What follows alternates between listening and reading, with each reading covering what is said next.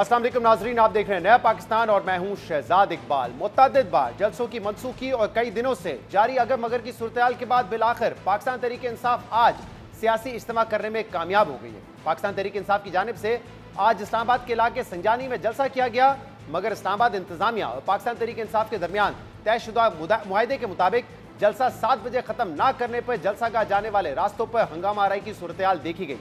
मुआहदे के मुताबिक तो पाकिस्तान तहरीक इंसाफ को 4 से 7 बजे तक जलसे की इजाजत दी गई थी, मगर संजानी जलसे को लीड करने वाले वजीर आला खैबर पख्तूनख्वा अली अमीन गंडापुर खुद जलसागाह 8:45 बजे पहुंचे। जलसे का वक्त खत्म होने पर इंतजामिया ने जलसागाह की तरफ जाने वाले रास्तों को बंद करने की कोशिश की तो 26 नंबर चुंगी पर जलसे के शुरका ने जारी करदा रूट की खिलाफ वर्जी की। पुलिस पर पथराव भी किया गया, जिसके नतीजे में एसएसपी सेफ सिटी समेत मुतअद्दिद पुलिस एहलकारों के जख्मी होने की इत्तलात सामने आई, जिसके बाद वफाकी वजीर दाखिला मोहसिन नकवी ने आईजी इस्लामाबाद से रिपोर्ट तलब की और इस्लामाबाद के इलाके 26 नंबर चुंगी पर एफसी और पुलिस की इजाफी नफरी तलब की गई। पुलिस और इंतजामिया की जानिब से जलसा मुंतजमीन को बार बार जलसे का वक्त खत्म होने का कहा गया। डिस्ट्रिक्ट मजिस्ट्रेट इस्लामाबाद ने इंतजामिया को फौरी तौर पर जलसा खाली करने का हुक्म भी दिया। आईजी इस्लामाबाद ने जलसा मुंतजमीन के खिलाफ कानूनी कार्रवाई की तंबीह की, मगर इस सब के बावजूद जलसा जारी रहा। पिछले कुछ घंटों के दौरान जलसागाह की तरफ जाने वाले रास्तों पर क्या सूरत हाल रही और इस वक्त वहां क्या सूरत हाल है, इस सब पर आगे जाके बात करेंगे। मगर पहले आपको बताते हैं कि पाकिस्तान तहरीक इंसाफ ने आज संजानी जलसे में बानी पाकिस्तान तहरीक इंसाफ इमरान खान की रिहाई और मैंडेट की वापसी के लिए हुकूमत को 2 हफ्ते की डेडलाइन दे दी है। वजीर आला खैबर पख्तूनख्वा अली अमीन गंडापुर ने इस बारे में क्या कहा, आपको सुनाते हैं। पता चल गया ना कि जब जोर दिखाते हैं तो ये पांव पकड़ते हैं। जब जोर दिखाया तो वो आदम सवाती जिसको खान से बिल्ले नहीं दे रहे थे, सुबह 7 बजे लेके गेट खोल दिए कि अल्लाह का वास्ता है इमरान खान, अल्लाह का वास्ता है अवाम को रोक ले, ये तुम्हारी औकात है। एनओसी हो या ना हो, अगला जलसा लाहौर में होगा।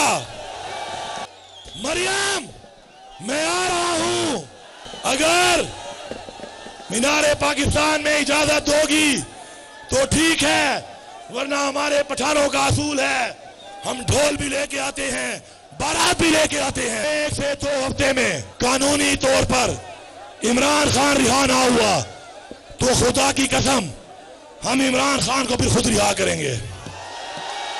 तैयार हो, तैयार हो, हक के लिए तैयार हो। मैं आपको लीड करूंगा, मैं आपको लीड करूंगा।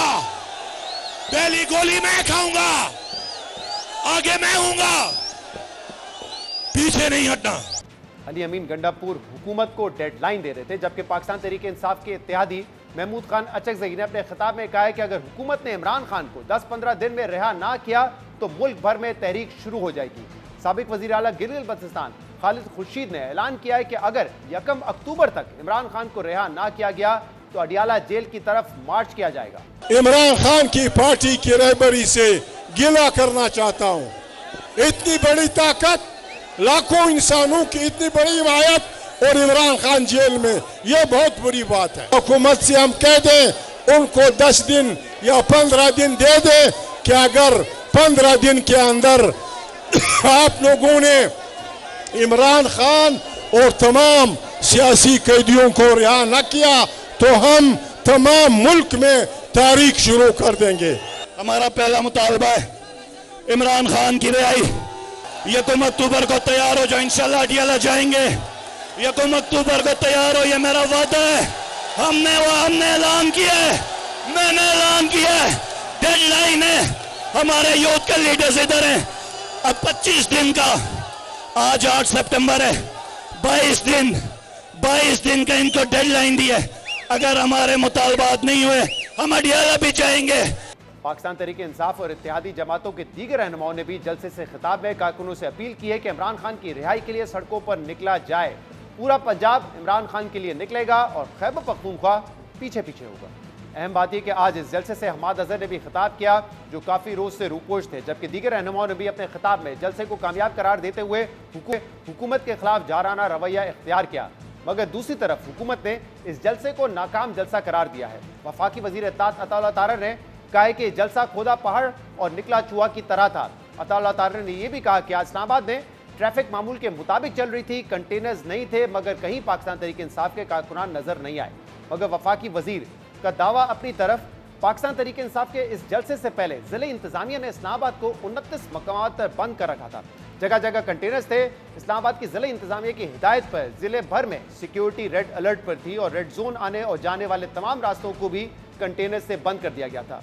Metro bus services, red line, green line, orange line, blue line भी बंद कर दी गई थी। इस पूरी सूरत हाल पर हम बात करेंगे, पाकिस्तान तहरीक इंसाफ का भी मौकिफ लेंगे, हुकूमत का मौकिफ लेंगे, लेकिन सबसे पहले हम चलते हैं जलसा गाह पे, जहाँ पे हमारे नुमाइंदे आरफा फिरोज हमारे साथ मौजूद हैं। जी आरफा, बहुत शुक्रिया ज्वाइन करने के लिए। इस वक्त क्या सूरत हाल है? जो टाइम था वो तो 7 बजे तक का था, उसको वायलेट किया गया और फिर हमने देखा कि 26 नंबर चुंगी पे जो रूट दिया गया था, जब उसकी खिलाफवर्जी की पाकिस्तान तहरीक इंसाफ के जो जलसा के शुरा थे, तो वहां पे हंगामा आराई भी हुई, पथराव भी उनकी तरफ से हुआ पुलिस को, पुलिस ने जवाब में शेलिंग भी की। इस वक्त क्या सूरत हाल है? देखिए 26 नंबर चुंगी पर आज जो है वो वाकया पेश आया। जो कारकुनान थे वो कोशिश कर रहे थे कि चूंकि 26 नंबर चुंगी जो है वो ऐसा इलाका है जहां से रावलपिंडी और इस्लामाबाद को आप कह सकते हैं कि ये संगानी की तरफ कनेक्ट जो है वो किया जा सकता है। जो जीटी रोड इंटरचेंज है वहां भी से भी इस्लामाबाद से संगानी की तरफ जो है वो जाया जाता है। तो एक ये अहम जगह थी जहां से किया गया कारकुनान जो पंजाब से आ रहे थे, जो आप कह सकते हैं कि रावलपिंडी से जो गुजर के संजानी की तरफ जा रहे थे, उनको 26 नंबर चुंगी से जो गुजरना था, लेकिन वहां नाखुशगवार जो है वाकया पेश आया। वहां कारकुनान उन्होंने कोशिश की, चूंकि वहां कंटेनर्स लगे हुए थे, तो कंटेनर्स को जो है वो उबूर करने की, उनको हटाने की जो वो कोशिश की, तो पुलिस पर जो है वो पथराव भी पीटीआई कारकुनान की जानिब से किया गया। उसके जवाब में जो इस्लामाबाद पुलिस ने शेलिंग की, लेकिन वो कुछ घंटे बाद जो मामला जो वो सॉर्ट आउट हो गया। उसके बाद जो बिल्कुल जो मामूल के मुताबिक जो नॉर्मल था सिचुएशन, वो 26 नंबर चुंगी पर हो गई। 26 नंबर चुंगी पर अभी जो लेटेस्ट बिल्कुल आपको बताएं कि वहां जो ट्रैफिक है वो भी मामूल के मुताबिक इस टाइम चल रही है, और जो जीटी रोड इंटरचेंज है, जो 26 नंबर चुंगी के अंडरपास जो एक तरह से आप कह लें, वहां भी बिल्कुल ट्रैफिक मामूल के मुताबिक चल रही है, जो इस्लामाबाद से संजानी को कनेक्ट करता है। जो जलसा कि आपको हवाले से बताते चले तो ये जलसा जो है काफी लेट शुरू हुआ, उम्मीद से भी ज्यादा जो वो लेट शुरू हुआ, क्योंकि शाम के वक्त तकरीबन जो वज़ीर आला खैबर पख्तूनख्वा अली अमीन गंडापुर वो जलसे की तरफ उनकी आमदी, और जो मेन लश्कर था वो अली अमीन गंडापुर के साथ ही था। उससे आगे पीछे जो है वो कुछ आप कह लें कि रैलियां आप कह लें कि आ रही थी, लेकिन जो मेन था जो मरकज था वो अली अमीन गंडापुर का वो कंटेनर था। उसके साथ जो पेशावर से और मर्दान से और मुख्तलिफ जो खैबर पख्तूनख्वा के इलाकों से जलसागाह की तरफ जा रहे थे, तो वो काफी लेट शुरू हुआ। लेकिन एक यहाँ पॉइंट है बहुत ही इंपॉर्टेंट जो ऑब्जर्व मैंने किया कि जो संजानी टोल प्लाजा है, जहां मैं बिल्कुल वहां रिपोर्टिंग आज पूरा दिन की है, वो खैबर पख्तूनख्वा से भी वहां से रोड आती है, और जो रावलपिंडी इस्लामाबाद का जो एरिया है वहां से भी रोड संजानी को कनेक्ट करती है। तो हमने ये बात नोट की कि जो पंजाब जो इस्लामाबाद का एरिया है वहां से जो रोड आ रही थी, बहुत ही कम तादाद में हमें वहां रैलियां दिखाई गई। जो मेन ज्यादा जो तादाद थी वो खैबर पख्तूनख्वा से जो एरिया था, जो वहां से रोड आ रही थी संजानी टोल प्लाजा, वहां से सबसे ज्यादा रैलियां जो हमें दिखाई थी, और हमें जो पख्तून बिरादरी थी वो ही हमें ज्यादा आज जलसा गाह पर भी जो वो दिखाई दी। लेकिन जो जलसा है वो लेट ही शुरू हुआ था, उसके बाद चलता जा रहा है। लेकिन दूसरी बात यह कि कुछ जो कारकुनान थे वो बीच रास्ते से ही वापस की तरफ लौट गए थे, क्योंकि एक तो उस जलसा गाह पर जो रोड जा रही है वो बहुत ही नैरो है, बहुत ही पतली है, वन वे आप उसको कह लें, उधर 2 वे ट्रैफिक भी नहीं चल सकता था, तो उसकी वजह से भी बहुत ज्यादा आज ट्रैफिक कंजेशन का भी सामना करना पड़ा। राइट। और एक तरफ तो हमने देखा कि जो जलसे का एनओसी था वो इसी बुनियाद पे दिया गया था कि कुछ कंडीशंस थी, जिसमें एक कंडीशन थी कि जलसा खत्म हो जाएगा, दूसरी तरफ रूट प्लान भी दिया गया था। लेकिन तहरीक इंसाफ का ये कहना है कि हम जलसे में ताख़ीर तो हुई है, लेकिन वो उसकी वजह यह है कि रुकावटें इतनी खड़ी कर दी गई थी। क्या ये वजह है? क्योंकि दूसरी तरफ हुकूमत कह रही है कि हमने कोई इतनी रुकावटें नहीं खड़ी की। देखिए, जो आप बात करें कि जो पंजाब से जो रास्ता जाता है संजानी की तरफ, यानी कि जो रावलपिंडी का इलाका कह लें, रवात का इलाका कह लें, वहां तो रुकावटें थी, वहां से जो है वो बहुत मुश्किल था कारकुनान के लिए संजानी की तरफ मूव करना, क्योंकि जो मेन जगह थी 26 नंबर चुंगी जहां ये वाकया पेश आया शेलिंग वाला, उधर जो है कंटेनर से। लेकिन जो दूसरी तरफ इस्लामाबाद का एरिया था G13 से होते हुए संजानी की तरफ, वो बिल्कुल क्लियर था, वहां से कोई भी रुकावट नहीं थी, आराम से वन वे की तरफ जो है वो जा सकते थे। कारकुनान वहां से गए भी, लेकिन वहां से भी हमें तादाद बहुत ही कम दिखाई दी थी। जो मेन तादाद थी वो खैबर पख्तूनख्वा से ही जलसागाह। बहुत बहुत शुक्रिया आरफा फिरोज, आपने इस वक्त भी अपडेट किया, पूरा दिन आप जियो के नाज़रीन को अपडेट कर रहे थे। पाकिस्तान तहरीक इंसाफ और नून लीग के रहनुमा से भी हम बात करेंगे, लेकिन अहम बात यह कि आज मुतअद्दिद रहनुमाओं ने धमकी आमेज लहजे में डेडलाइन भी दी है कि अगर इमरान खान को 15 दिन में या 1 अक्टूबर तक रिहा नहीं किया गया तो फिर पाकिस्तान तहरीक इंसाफ सड़कों पर निकलेगी, एहतजाज करेगी। और अली अमीन गंडापुर साहब ने धमकी आमेज लहजे में यह भी कहा है कि अगर कानूनी तौर पर इमरान खान को नहीं रिहा किया गया तो फिर वो खुद उनको रिहा करवा लेंगे। अब ये कैसे रिहा करवाएंगे इस पर तो हम बात करेंगे, लेकिन दूसरी तरफ पाकिस्तान तहरीक इंसाफ मुतअद्दिद बार ये कह चुकी है कि हम नून लीग से, पीपल्स पार्टी से, MQM से बात नहीं करेंगे। हम बात करेंगे तो सिर्फ फौज से बात करेंगे क्योंकि असल ताकत उनके पास है।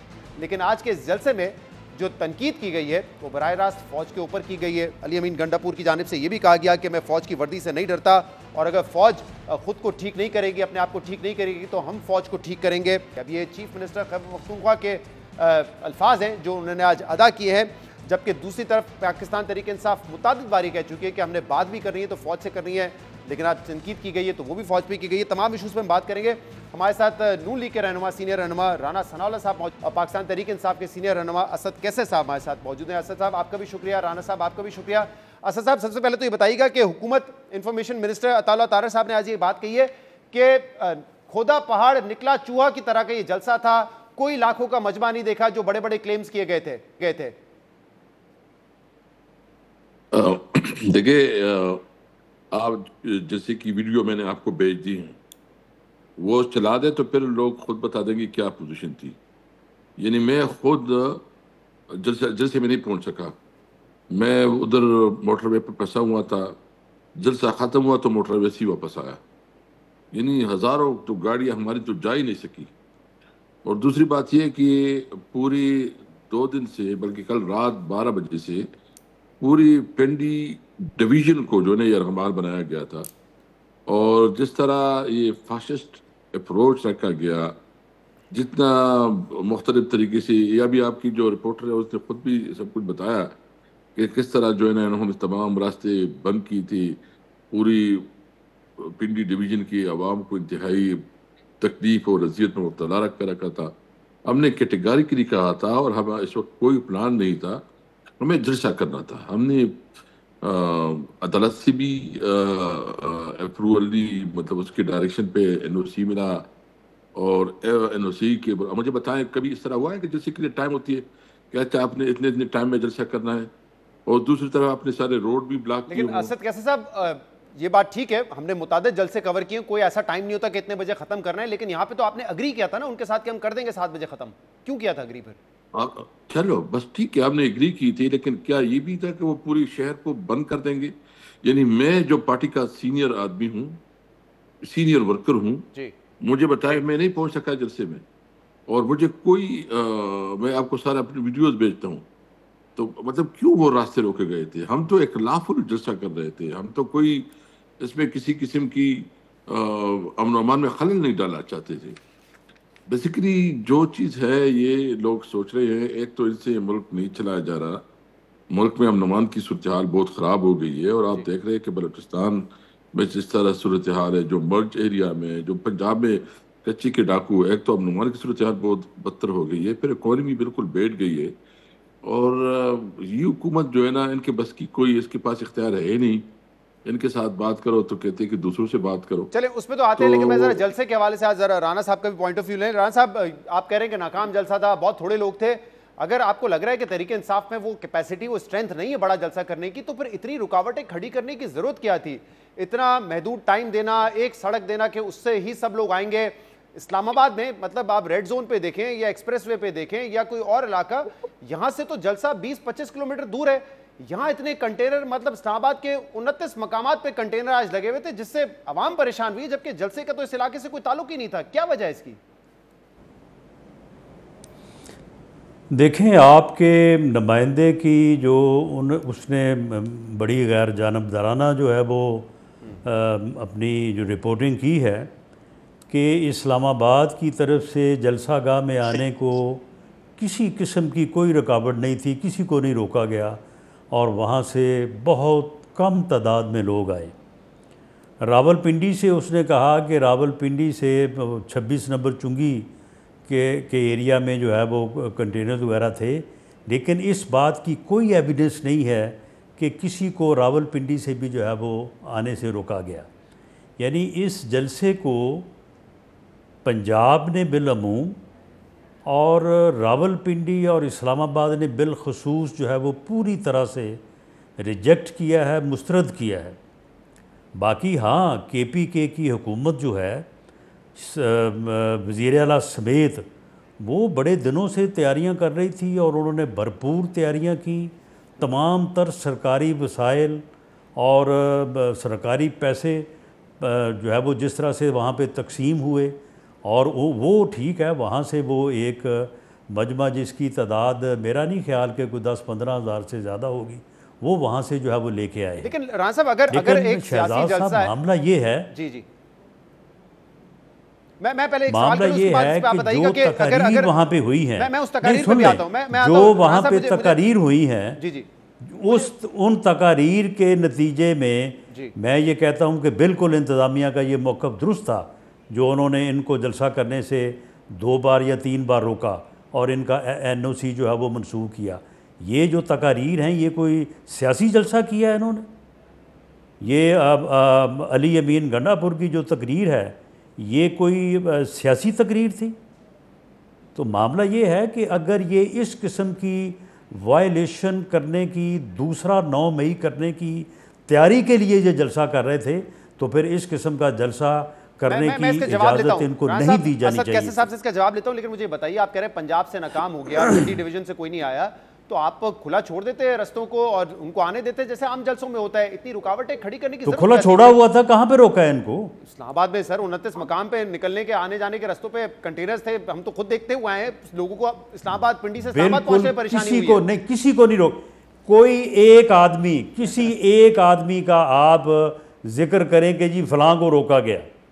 जब रास्ते ही बंद होंगे तो रोकने की जरूरत क्या? एक्सप्रेसवे से आप किसी को नहीं रोका गया, एक्सप्रेसवे से आप पिंडी से इस्लामाबाद नहीं आ सकते। लेकिन सुन लें ना, सुन लें, रोका नहीं गया, लेकिन इनकी तकारीर से जी जो इनके अंदर की बात बाहर आई है, जो इनके ख्यालात जो है वो सामने आए हैं, तो बिल्कुल इंतज़ामिया को चाहिए था कि ये इनको जलसा करने की बिल्कुल इजाज़त ना दी। मैं असद कैसे साहब से जवाब लेता हूं। और उन्होंने जो इंतज़ामात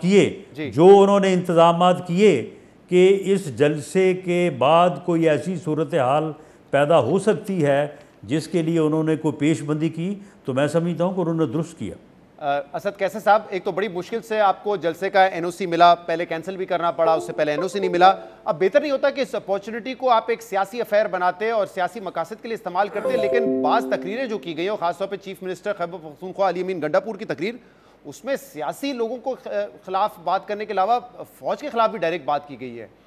ये कहा गया है कि अगर तुमने फौज को ठीक ना किया तो फिर हम फौज को ठीक करेंगे। इसकी गुंजाइश क्या है और इसका फायदा क्या है? इसका तो नुकसान है, आप अपनी स्पेस को खो रहे हो। दूसरी तरफ एक तो आप ये बात कर रहे हैं, फिर कहते हैं फौज से आप बात भी करना चाहते हैं।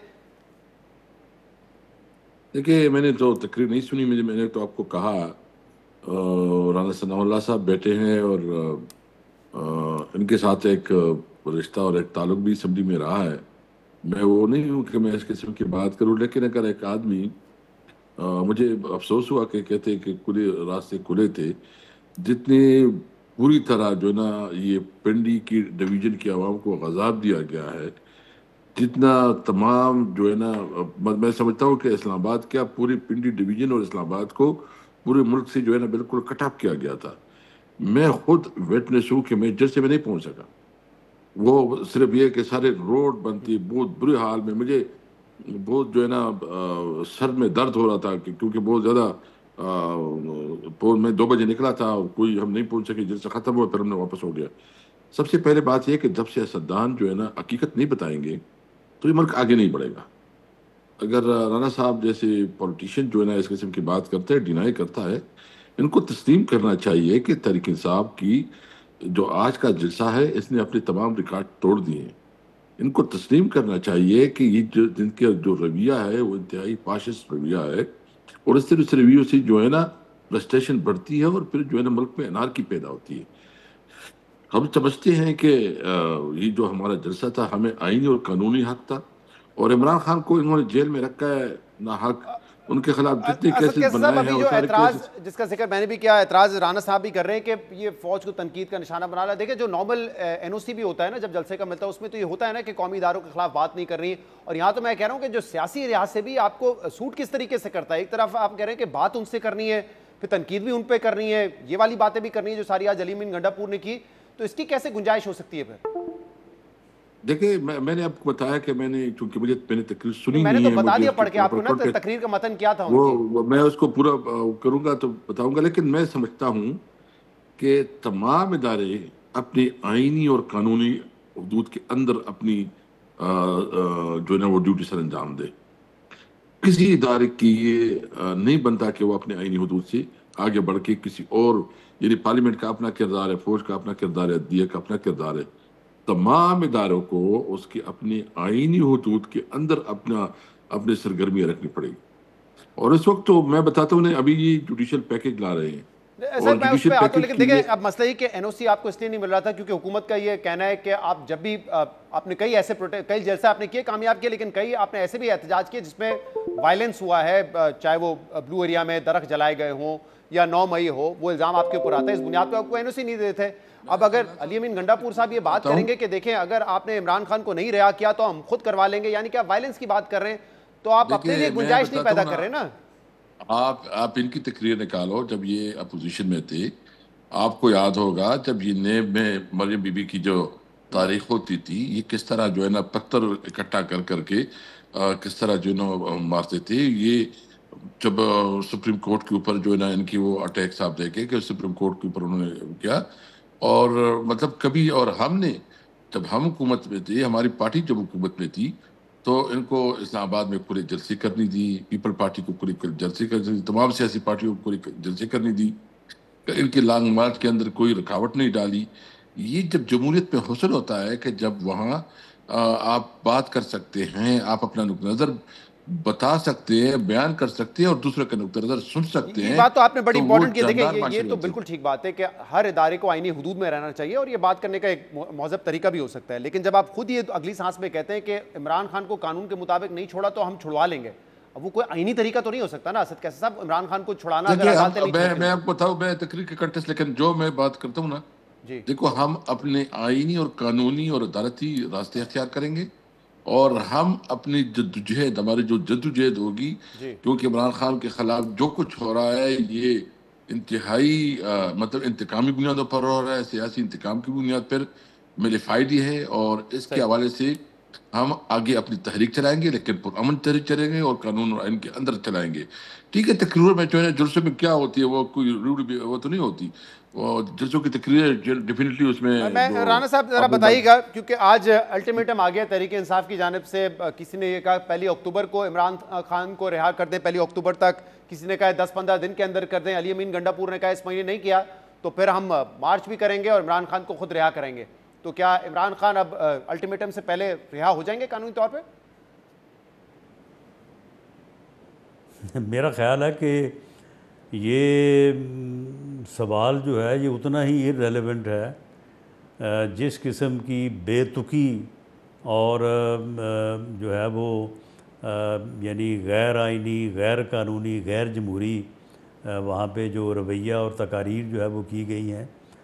आप मुझे बताएं कि ये जो इन्होंने आज वहाँ पे तकारीर की हैं, ये तकारीर जो हैं ये अनारकी फैलाने के लिए थी, मुल्क में अफरा तफरी फैलाने के लिए थी, ये कोई सियासी तकारीर नहीं थी।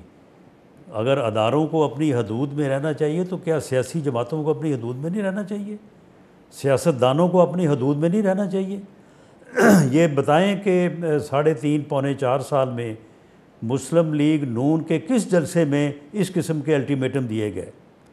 किस जलसे में जो है वो फ़ौज के मतलब जो है वो इस अंदाज से जो है वो तकरीर की गई? राना साहब, ये बात सही है, तो आपके मुतादिद रहनुमा हमला नवाज करने की शरीफ बात साहब करते जेल में हैं। थे, उनको छुड़वाने की बात नहीं की गई, लेकिन फौज के खिलाफ तो नारेबाजी आपके जलसों में भी होती रही है। लेकिन फ़ौज के ख़िलाफ़ जो आप सबसे बड़ा हवाला जो है मियाँ नवाज शरीफ की गुजरांवाला की तकरीर का देते हैं। मियाँ नवाज शरीफ ने गुजरांवाला की तकरीर में 5 मरतबा आर्मी चीफ और उस वक्त के DGI का नाम लिया। एक मरतबा भी उन्हें कोई तू या तकरार की बात नहीं की, उनका बाकायदा पूरा नाम साहब कह के लिया कि साहब ये आपके ज़ुम्मे है, ये साहब ये आपसे गिला है। मामला ये है कि ये लोग जो हैं ये मुल्क में अफरा तफरी, अनारकी और वायलेंस फैलाने के लिए जो है सियासत कर रहे हैं। ये कोई सियासत नहीं है और इस किस्म की सियासत, इस किस्म के जलसों की इजाज़त नहीं दी जानी चाहिए। इससे पहले ये इजाज़त थी तो इन्होंने उन जलसों से तैयारी की और उसके बाद 9 मई किया। आज का इनका जलसा जो है ये भी ऐसा ही था। और अब उसके बाद ये इन्होंने जो बात की है कि जी मैं लाहौर में जलसा करूँगा, मैं फ़लाँ जगह पे जलसा करूँगा, मैं आ रहा हूँ, ये आए ना, इसे देखेंगे कि ये किस तरह से जो है ये आता है। ये अटक ब्रिज जो है ना ये क्रॉस करके दिखाए, फिर इसको देखते हैं इसको। आप ये कहना चाह रहे हैं कि अब पाकिस्तान तहरीक इंसाफ अगर लाहौर में जलसा करने जाएगी, जो कि वो कह रहे हैं मीनार पाकिस्तान में जलसा करेंगे, तो इसकी इजाज़त नहीं दी जाएगी उनको? लेकिन इस जो है वो बंदे को जो बात कर रहा था वहाँ की कि मैं आ रहा हूँ, और इसने इंतहाई 3rd डिग्री ज़ुबान इस्तेमाल की है, इसने इशारों कनाव में इंतहाई घटिया गुफ्तगू की है। इसको मैं कहता हूँ कि इसको जो है ना ये खैबर पख्तूनख्वा में चलो अब ये चीफ मिनिस्टर बना हुआ है, ये उसकी हदूद ये अबूर करके दिखाए, इसे देखेंगे कि ये किस तरह से पंजाब में दाखिल होता राणा है। साहब आपके अगर ये इस ज़ुबान में बात करना जानते हैं तो फिर इनको जवाब भी इसी ज़ुबान में जाएगा। राणा साहब, अली अमीन गंडापुर की तो आपके कई रहनुमा बड़ी तारीफ करते रहे कि जब भी मीटिंग में आते हैं जिसमें तमाम CCI की मीटिंग हो या और चीफ मिनिस्टर्स और प्राइम मिनिस्टर हो, तो वो बड़े अच्छे तरीके से आके बात करते हैं और बड़ी सुलझी बात करते हैं। आपके रहनुमा तो ये कहते हुए आए इस हवाले से? नहीं, वो मेरे साथ ये 2 मीटिंग्स में आए हैं तो मैं तो हैरान हो गया उसकी बातें सुन के। इसका मतलब है कि ये बंदा बहुत ही 2 नंबर आदमी है, ये इसका बड़ा डबल चेहरा है इसका। जी असद कैसे ये साहब, 7 बजे सुबह जो गेट खोले थे जेल के, यही खुलवाने वाला था। असद कैसे साहब, मैं इस पे सवाल भी मेरा साथ ही ले लीजिएगा, क्योंकि अभी फैसल वाडा साहब ने ये कहा है और आपको पता है कि वो अक्सर आके पेशगोइयाँ करते रहते हैं। वो कह रहे हैं कि अब अली अमीन गंडापुर साहब के दिन गिने जा चुके हैं और उनकी तकरीर की वजह से इमरान खान पे और PTI पे सख्तियाँ बढ़ने वाली हैं।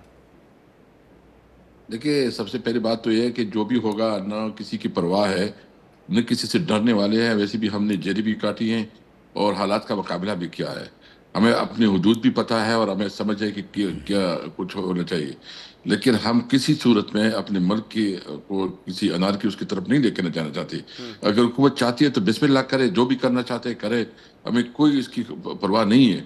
लेकिन एक बात यह है कि मैं कभी जो इस किस्म के पैनल प्रोग्राम में नहीं आया और न मुझे आना चाहिए, क्योंकि मैं ऐसी पोजीशन पे रहा हूँ कि मैं कोई क्रॉस जो है ना वो नहीं कर सकता। मेरी अपनी एक वो है, क्योंकि राणा साहब ने जो बात की है मुझे इस पे अफसोस है, क्योंकि एक जो मरियम बीबी की जो लबो लहजा है वो अभी हमने सुना है। वो जिस तरह बात करती थी, जिस तरह तल्ख लहजे में बात करती थी, और आप एक तरफ जो है ना एक पार्टी को आप उससे मैंडेट छीने, आप उसके मैंडेट पे हुकूमत में बैठे, मुंतखब लोग करे तहरीक इंसाफ को और हुकूमत करे मुस्लिम लीग नून।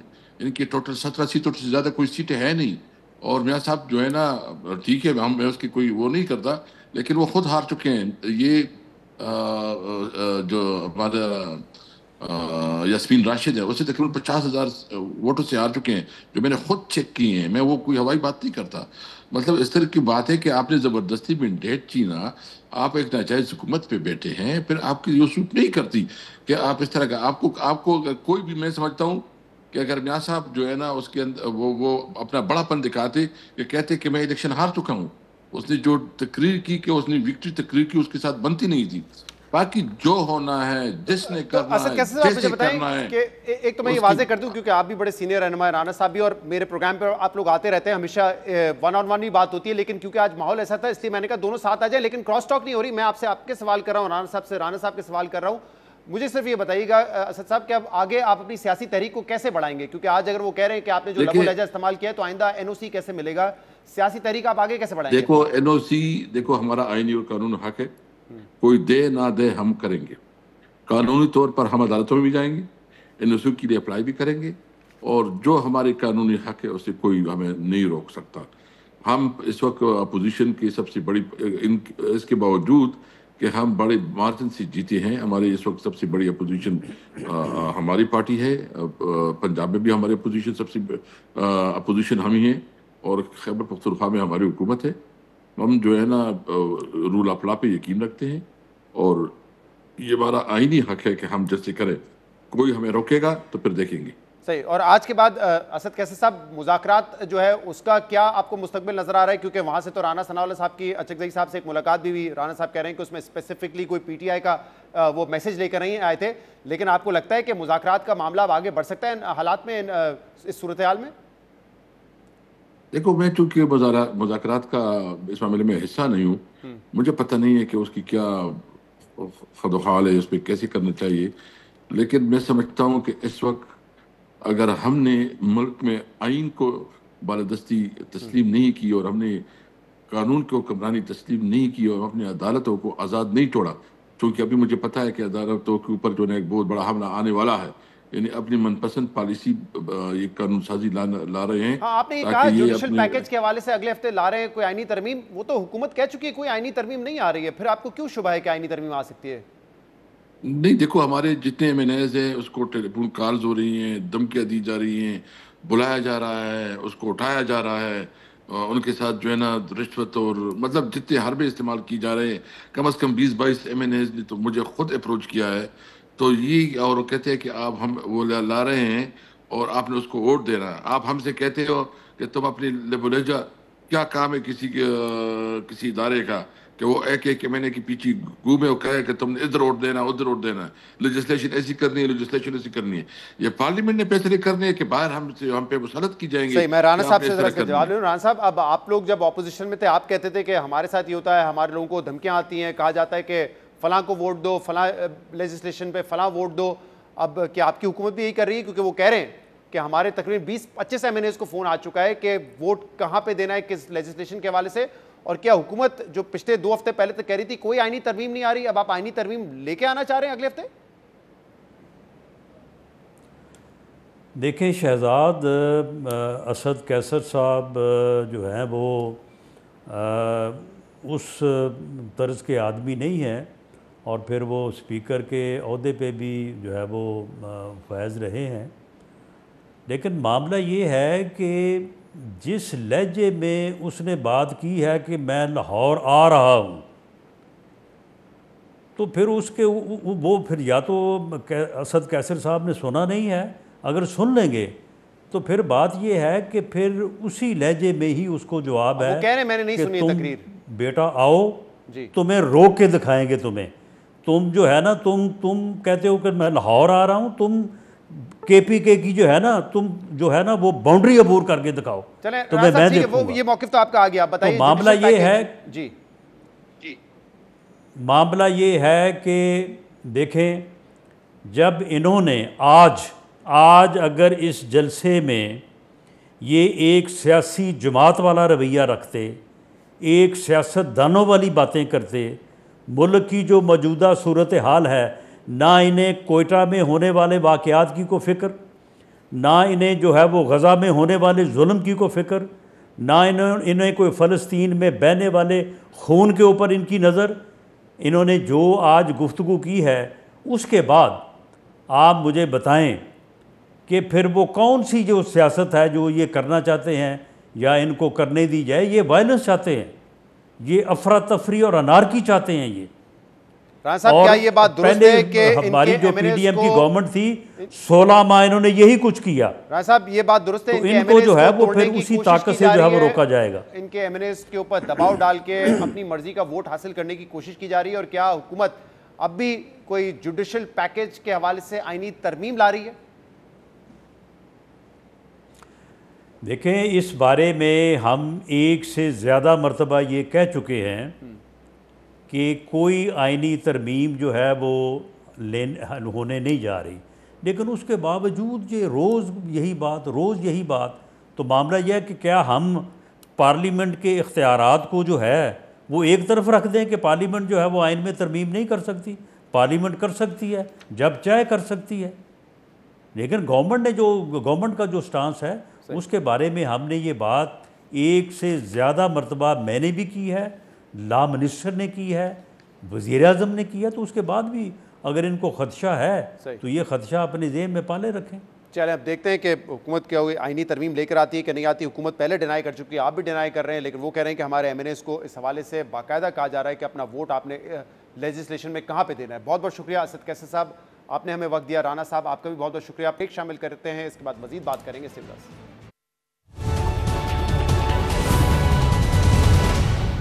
वेलकम बैक नाज़रीन। बिलाखिर पाकिस्तान तहरीक इंसाफ ने आज इस्लामाबाद में जलसा कर लिया और इस पर क्या नुक्ता नज़र था हुकूमत का वो भी आपने सुना। ब्रेक में जाने से पहले प्रोग्राम के हिस्से में हम बात करेंगे सीनियर सहाफ़ी और तज्ज़ियाकार मंसूर अली खान साहब से, और इसके अलावा मुनीफ फारूक साहब भी हमें कुछ ही देर में ज्वाइन करेंगे। मंसूर, बहुत बहुत शुक्रिया आपने हमें ज्वाइन किया।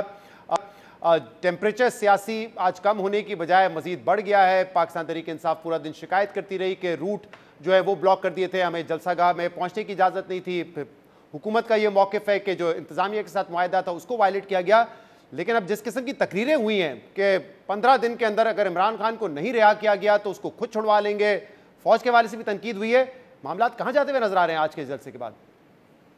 जी बहुत बहुत शुक्रिया शहजाद साहब। जी हाँ, गंडापुर साहब की गुफ्तगू सुनी, काफ़ी ज़्यादा भड़कीले किस्म के अल्फाज उन्होंने इस्तेमाल किए, लेकिन आपको ये बात याद रखने की ज़रूरत है कि गंडापुर साहब की जो ताकत है ना वो इसी चीज़ की है कि एक अच्छी स्पीच, एक स्ट्रॉन्ग स्पीच, ऐसे अल्फाज जो पाकिस्तान तहरीक इंसाफ के सपोर्टर वोटर को जो है अट्रैक्ट करते हैं, यही खासियत है उनकी। और इमरान खान साहब भी उनको इन्हीं अल्फाज की वजह से, इस जारहानापन की वजह से जो है वो पसंद करते हैं और उनको इतना अहम पोर्टफोलियो दिया है। लेकिन देखिए, आपको हमेशा ये बात याद रखने की ज़रूरत है कि सियासत थिएट्रिक्स की कुछ और होती है और प्रैक्टिकलिटी की कुछ और होती है।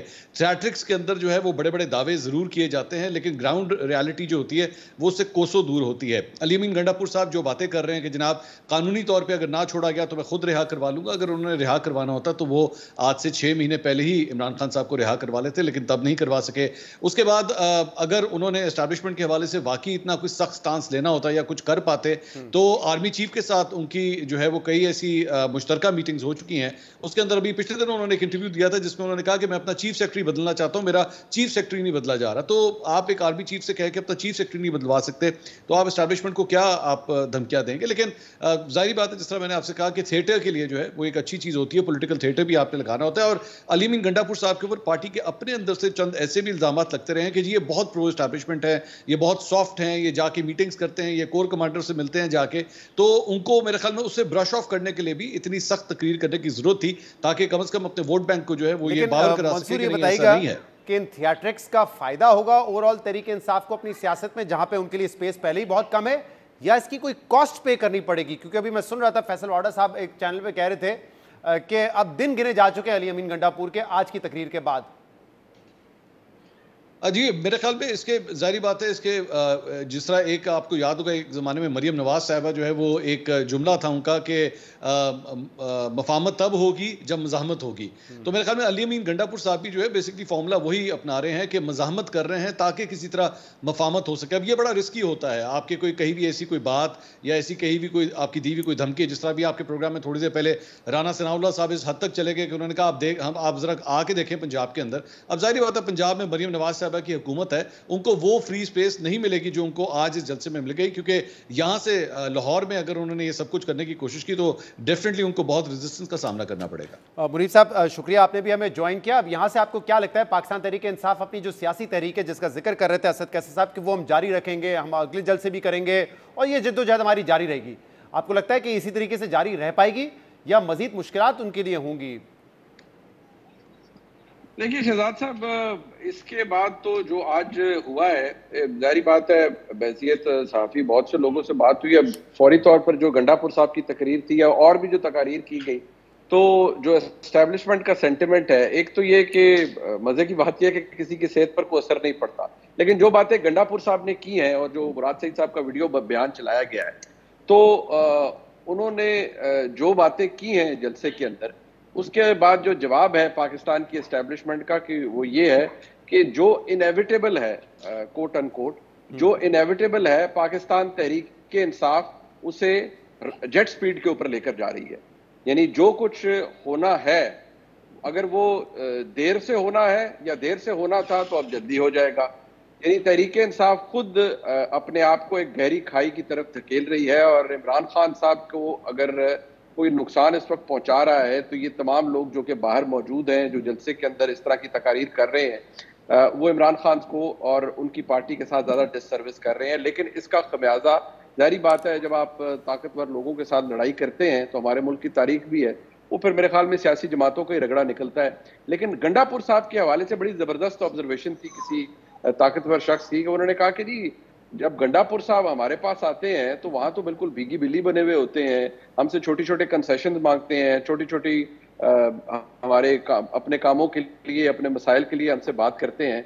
तो जाहिर बात है जो ये कर रहे हैं, और भी जिस तरह मंसूर साहब ने कहा कि ये थिएटर है, तो लफ्ज थिएटर ही इस्तेमाल किया गया कि ठीक है थिएटर लगाना है लगा ले। रहनुमा ये बात करते हैं कि हमारी मीटिंग्स में तो उनका जो लबो लहजा है वो बिल्कुल नॉर्मल होता है, बात भी सुनते हैं, बात मानते भी हैं, अपनी भी बात करते हैं।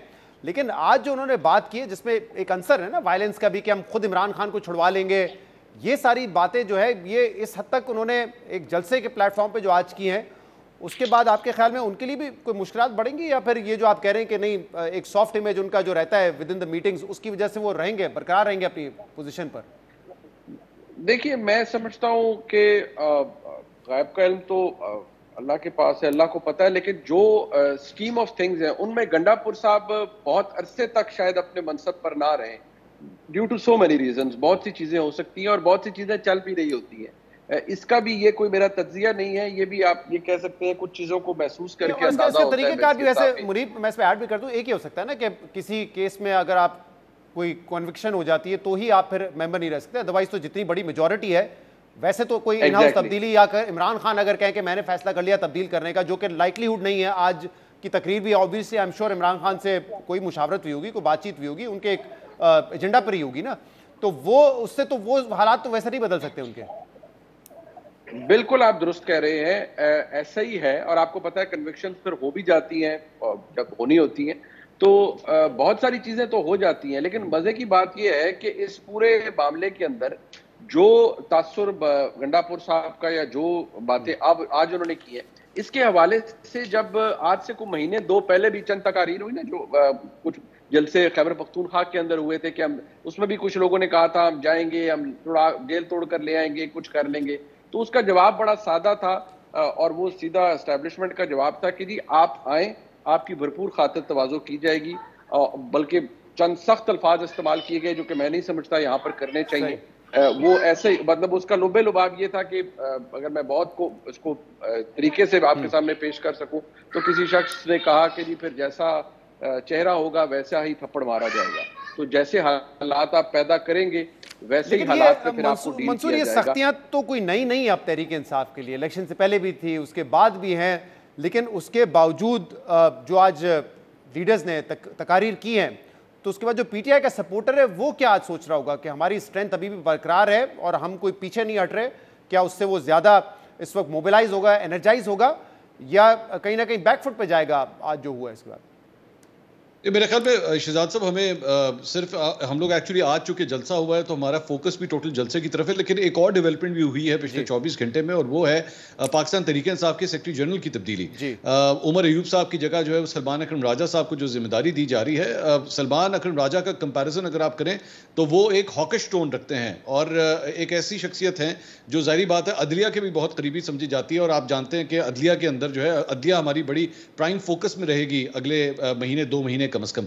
तो ये जो मूव हो रही है, उसके बाद अली अमीन गंडापुर की तकरीर को अगर आप इस पूरे पैटर्न को उठा के देखें तो लग यही रहा है कि इमरान खान साहब चाहते हैं कि पार्टी जो है वो मजीद एक एग्रेसिव टोन के अंदर जाए। बहुत हमने जो है वो कोशिश कर ली, मफामत कर ली, सॉफ्ट टोन रख ली, लेकिन नो मोर, क्योंकि शायद उनको इस बात का भी आइडिया है, और मेरे ख्याल में मुनीब साहब भी इस पर बेहतर कॉमेंट्री कर सकेंगे कि ये जो मिलिट्री कस्टडी की बात हो रही है जनरल फैज के ट्रायल के हवाले से, और ये बातें की जा रही हैं कि जनाब अगर कोई सियासी शख्सियात हैं जिन्होंने जनरल फैज के साथ लिंक करके ऐसे कोई फायदे हासिल किए हैं तो फिर वो भी इस ट्रायल के अंदर आ सकते हैं, जो फील्ड कोर्ट मार्शल हो सकता है। तो मेरे ख्याल में इमरान खान साहब को इस बात का डर है, जिसकी वजह से उन्होंने वो एक पिटीशन भी इस्लामाबाद हाईकोर्ट में दायर की है। तो लग इस तरह रहा है कि पार्टी जो है अब एक मजीद एग्रेसिव टोन की तरफ जाना चाह रही है और कोशिश कर रही है कि हम एग्रेसिव टोन लें, ताकि उसके बाद हमें कुछ रिलीफ अगर एस्टैब्लिशमेंट की तरफ से मिल सकता है तो कम से कम हम वो लेने की जरूर कोशिश करें। मुनीर साहब, ये क्योंकि हमने बीच में देखा कुछ इमरान खान के बयान आता है, कुछ पार्टी रहनुमाओं के आए, जिससे लग रहा था कि शायद वो कुछ लचक दिखाएंगे, लेकिन सामने से कोई रिस्पांस नहीं आया। और आप तो ये बात करते रहते हैं कि अब तो टाइम निकल गया है कि सामने से कोई लचक दिखाई जाए या कोई पॉजिटिव रिस्पांस आए। तो अगर नहीं आएगा फिर तो एक ही ऑप्शन रह सकता है तहरीक इंसाफ के पास, जो हमने देखा है कि उन्होंने काफ़ी अरसे तक अडॉप्ट करके रखा है, कि फिर हम भी ऑल आउट आएंगे, हम भी एग्रेसिव तरीके से सामने आएंगे।